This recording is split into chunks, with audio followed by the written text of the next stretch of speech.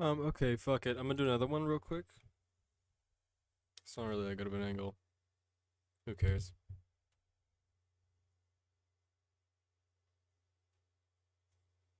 I'm gonna do another one that is a more of just like an election analysis than anything else, or election polling analysis. 538.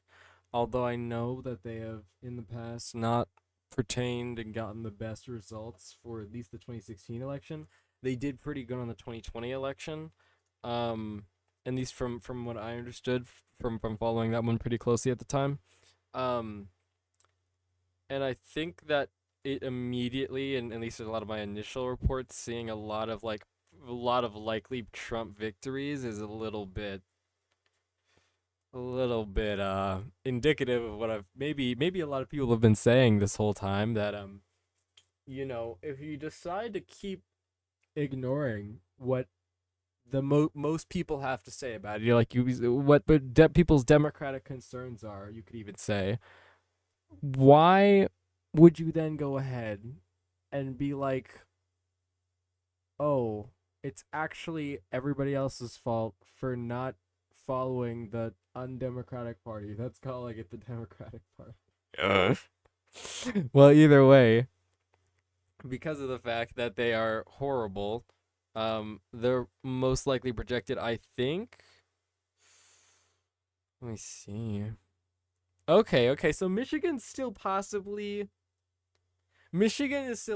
Trump. That makes sense. That makes sense. I honestly see more people in Michigan just splitting the Harris vote by voting third party.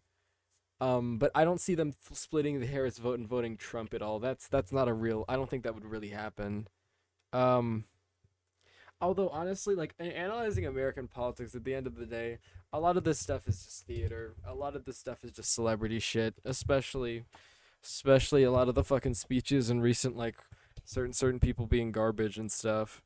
Fundamentally, I don't think many of this is gonna matter. Yeah, these states don't matter.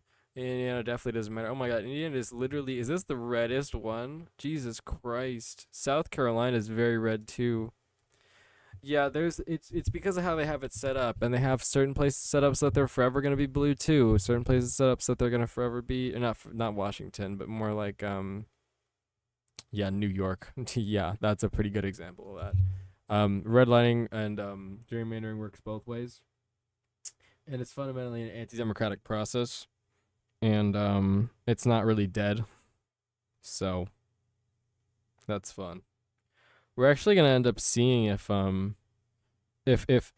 least some from what things that I've seen from like a Hassan video, admittedly, which honestly at the end of the day, I'm sorry, sometimes isn't the best for its election reporting and the people they bring on to that election reporting, because I think it is very very charitable to say that Republicans no longer have the gerrymandering benefit, considering the fact that it is almost a certainty already that Kamala Harris is going to win the popular vote, but literally because of gerrymandering and the electoral college, that's not going to be the like most likely person to win. It honestly seems like overall Trump is favored to win, at least from these polls, which in the past I've personally trusted, but I'm not going to necessarily discredit people who have problems with 538 as a source. I definitely have seen not exact, accurate reporting, and even some things about how they get their data, which might be a little bit problematic. But at the end of the day, I think that they're a really good way of like consolidating a lot of the general polling data on most situations, at least from what I see in American politics, at least. If I'm wrong, correct me. Send me a better link. Let me see. Yeah, not even much of a big deal. Yeah, there's so many that are like so assured at this point. Let me see. Yeah, so many. Jesus Christ. Okay. Unfortunately, there's not too much to really say about this one. Like, this is literally exactly about the same election map as last time. Oh, I mean, Nevada turned red last time, didn't it? I'm pretty sure Nevada turned red last time, so that's not too surprising. Nevada turning red at the end of the day isn't gonna be that important. Is it projected? Could Kamala lose Nevada and Pennsylvania and then win? There's no way. I want to check. I want to check the actual. It says on here like the likelihoods.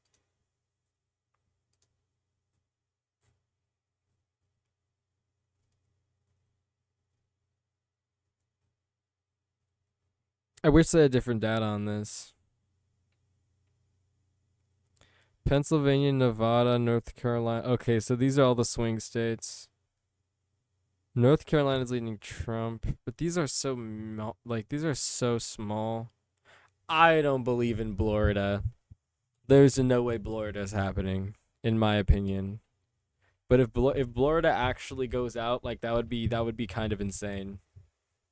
We're really gonna have to see though. But I fundamentally think that Trump's not getting a lot of new voters with his current strategy. I think if anything, he's consolidating his voter base at a time just simply almost out of confidence that Kamala Harris is already gonna lose, which honestly, because of how sure it is, I don't know. It could cost him the election, or maybe he could win out. I hate to be the guy who's like, oh, I'm literally prevailing with the exact opinion everybody else has. Like, I'm sure that's what fucking Vosh's opinion is. Dear God, is this gonna turn into a Vosh video? Oh no. No, we'll have it in two segments. That was the political analysis. I don't really have anything else to say. Um, Politics bad. I don't hope Trump wins, but Trump would kind of be better in Ukraine, in my opinion. But I'm not gonna vote for him. He's a fascist piece of shit. Ooh. Wow, this is a. It's so bad. 500,000 dead in Gaza. Factory is a mystery. Effortlessly, Canada's maid service fixes the. Ah, maids. Initially, they wouldn't want to be close. Oh, look at that. Oh, look, he has about as many subscribers as people fucking dead in Gaza in a fucking genocidal ethno state that this guy constantly defends their like countries of. It's so crazy. But that adds on so much more. All of the like modern issues that we've dealt with regard to everything getting worse and cheaper and no one trusting their local businesses anymore. All the businesses closing, nothing like why is housing expensive? Private equity buys up commercial and residential real estate in massive troves, then waits for a big sell-off. Why do these businesses suck now? Bought out by private equity, cheapened, ran into the ground. They've sold the copper and I the mean, gold, he's right and now about they this then stuff. Oh oil shit, I have to companies from probably. private equity acquisition are now worth billions.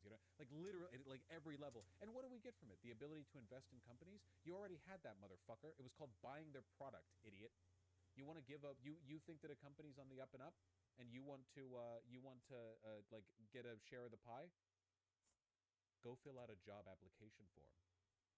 Oh, you really like how Microsoft is doing, huh? You really think Microsoft is going to the moon? That's great. Learn how to code. You think they're doing well? Go work for them. Or if you think they're producing good things, buy their product. This is fucking stupid. He's completely incapable of socialist analysis. Jesus Christ, this guy's supposed to be like anything related to a communist. Jesus fucking Christ. Okay, so his fucking like thesis for like constant corporate fucking privatization and consolidation of wealth via like buying out any small businesses by via killing malls with just the smallest new fastest way of producing and transporting goods, like with online shipping and Walmart orders and shit like that, and yeah, that's it exactly why small businesses die. Yeah, that's exactly why there's like multiple problems with a lot of companies that we would see as even necessary. Just fuck them, right? Because it's faster on Amazon, because it's faster at Walmart. um but yeah, no, he just goes that he's like, no, you should actually support like the poor small businesses, the poor petite bourgeois. And it's not like, dude, this is just like the last stage of capitalism. Like it's so obvious. Like, do you not understand? Like, it's literally just a final stage of capitalism. We're literally just in an imperialist stage of capitalism where constant, ever-going expansion is needed. And honestly, because of the fact that we don't have a new war, a new place to openly expand our businesses toward, we gotta just consolidate a bit inside. Even just focus on improving profit, always and forever. But I feel like I don't know, man. I don't know. He didn't really get into too deep into that. I feel like just simply being like, "Oh yeah, no, support small businesses is not very mm, mm, not very good."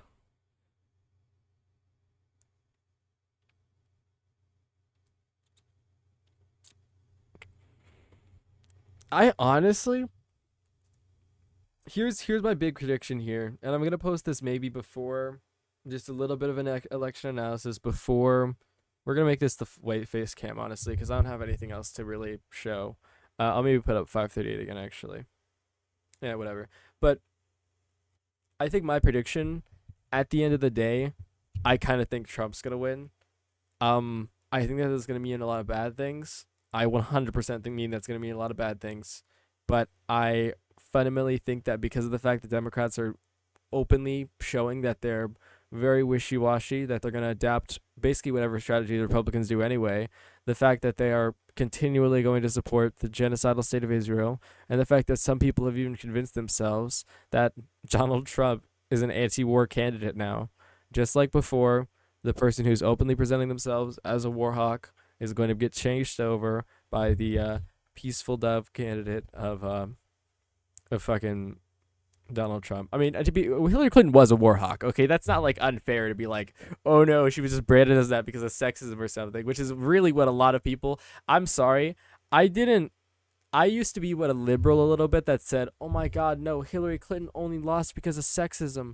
I genuinely used to be in that head, and I genuinely think I was very stupid because of the fact people just genuinely, if they refuse to understand the problems with Hillary Clinton and the reason why a lot of left leaning people broke from the party or broke from even supporting the Democratic Party, is because of the wars, the constant wars, the shit in Libya, her laughing basically over the body of Gaddafi, her doing things that are so disconnected and almost disgusting to the average person that make her seem so obviously like Trump is, of course, but Trump just did it a little bit, like he finessed it a little bit more. Like he just made she made herself via not having enough like charisma and was being too old, made herself the obvious war party candidate, the obvious warmonger candidate. And even though and I fundamentally think that the Democrats don't have a capacity to change, man. Like they still lost and then they ended up going with Joe Biden. Like that is not any different. That is, if anything, in some ways worse. I really do not understand like what it will take if Trump needs to take presidency, which I don't know if it will. I don't want it to happen. I'm not voting for Trump. I voted for fucking Claudia de la Cruz support, etc. I I genuinely fundamentally think that Democrats will have to adopt at least a much more left leaning progressive party or approach, or a lot of people are going to lose their support for the Democratic Party and honestly, a lot of the old governance in general. But I also fully and totally understand that there is a massive wave of justifiable and reasonable hate toward Donald Trump because of what the fuck he plans to do if he wins. Fundamentally, both are leading to the same ends, and fundamentally, Donald Trump might end up succeeding in doing enough complete stupid and counter effective blow back everything that he's gonna fucking do is gonna have a massive amount of blowback. I think that he might even agitate for war with Iran, and I think that that would genuinely have a horrific human impact and cost, but it would also, I think, show and weaken the American empire in an extreme capacity, even if they end up fucking off with the shit in Ukraine, mostly because of the fact that it seems like they don't really want to. Like I almost I almost question, I don't know, I guess it's just Democratic, I guess it's just Joe Biden's administration right now, but the whole North Korea thing, which I'm gonna post another video about, by the way, because there's apparently North Korean soldiers at the border, which I haven't seen much of, but apparently there are. Um, it seems like they're really trying to agitate more war in that direction, and honestly, you have to think on an international scale in these situations, guys. You can't just like think, oh my God, yeah, I'm American, so I need to immediately think about like what American immediate material gains I might be lost in this moment. Like, just we need to understand fundamentally we need to be internationalists and we need to fight or work in any possible way we can to build real internationalist leftist coalitions that are going to, at least in any possible way, will focus on trying to build something better than the hellscape we have now. Anyway, that was my video. Small election analysis, whatever. Not really that backed up by sources, but more of my opinion just from what I've been seeing for a while. I've been watching a lot of shit, reading a lot of shit, doing a lot of shit that has got me to this point. So I feel like I'm at least a little bit knowledgeable enough to talk about it. So leave me a hate comment if you hate everything I said. Leave me a love comment if you love everything I said. And remember to vote in this election for Claudia de la Cruz. Bye. That was so cringe. I'm never doing that again.